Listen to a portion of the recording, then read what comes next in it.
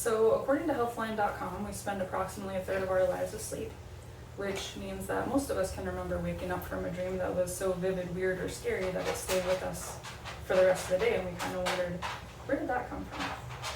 So whether you remember your dreams every morning or only when they're particularly intense, your brain is actively creating dreams every single night.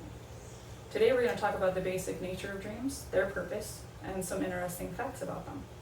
First, we'll look at the biological process of dreaming. Then we can discuss some of the accepted theories about the purpose of dreams. And finally, we can get into a few lesser known facts about dreaming, such as the phenomenon of sleep paralysis and lucid dreaming. To understand why these stories play out in our heads when we're asleep, we need to look at what is going on inside our brains during sleep. So the biological process of dreaming is primarily associated with the REM stage of sleep, which stands for rapid eye movement. And it's a stage during sleep when your brain activity is actually more intense or increases while you're sleeping, even more than when you're awake. And according to sleepfoundation.org, the average person is in the REM stage of sleep and actively dreaming for about 2 hours per night. But that's usually not all at once, it's kind of broken up throughout your sleep. During that period, the brain is generating electrical impulses that create images, sounds, and emotions that you perceive as dreams. Most of our dreams are primarily visual in nature, but some people actually experience sounds, tastes, and even smells in their dreams. So while it's very well understood how we dream from a biological standpoint, why we dream is still a subject of debate. Theories regarding the purpose of dreams range from memory consolidation, emotional processing, getting rid of irrelevant information that you obtain throughout your day, and incidental brain activity that actually has no meaning or purpose at all. According to an article on nature.com, one leading theory suggests that dreams actually help us process and consolidate memories from our day. Essentially, it helps us to filter and store anything important. Dreams are also thought to be a form of emotional regulation, which allows you to safely process difficult feelings or experiences. And then finally, there are some that believe that dreams have no purpose for us at all, and they're just a byproduct of an overactive brain during REM sleep. But whatever their purpose, the content and experience of dreams can hold some truly surprising elements. Dreams are full of interesting phenomena, including temporary paralysis, the potential for creative breakthroughs, and even the ability to control them.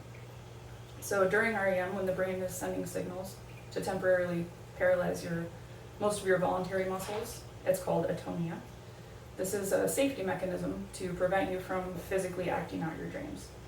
It's a healthy process for most people, but according to a study by the National Institute of Health, about 8% of the population experiences the phenomenon of sleep paralysis. And that occurs when you wake up while you're still experiencing sleep atonia. This occurs when a person wakes up while still experiencing sleep atonia. The sufferer is then awake, but completely unable to move or speak.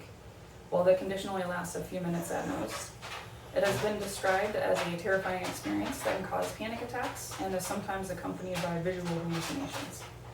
On the other hand, some dreams can be a source of inspiration and creativity. Famously, the Beatles reported that the melody for one of their hit songs, Yesterday, actually came from a dream. And interestingly, a small percentage of people can experience what they call lucid dreaming, where you can become aware that you're dreaming and you can actively control the narrative of the dream itself. In conclusion, the subject of dreams is very complex and interesting. We covered the REM stage of sleep where most dreaming occurs. We talked about some of the top theories about why we dream and highlighted a few interesting sleep phenomena. Dreams are the language of our subconscious, so the next time you wake up from a primarily vivid dream, take a moment to appreciate the mysterious journey your brain took while you were fast asleep. Okay, do you have any questions? Have you ever had sleep paralysis? Yeah, I get sleep paralysis about once a year. How can you learn to lucid dream? Supposedly the way that you do that is by keeping a sleep journal regularly, and then when you go to sleep, you're supposed to spend like the last 5 or so minutes of while you're awake just telling yourself that you're gonna lucid dream that night, and that's supposed to do it. Do all people have sleep paralysis, or just maybe not remember it? Well, they say only 8% of people report it. They think it's obviously like a lot higher than that, more people have it. But for the most part, it occurs more often to people who have any sort of sleep interruption. So if you don't sleep well, if you're a person that wakes up a lot, It's basically just, it can happen to anybody if they wake up at the right moment during REM sleep. Okay, thanks. Good job.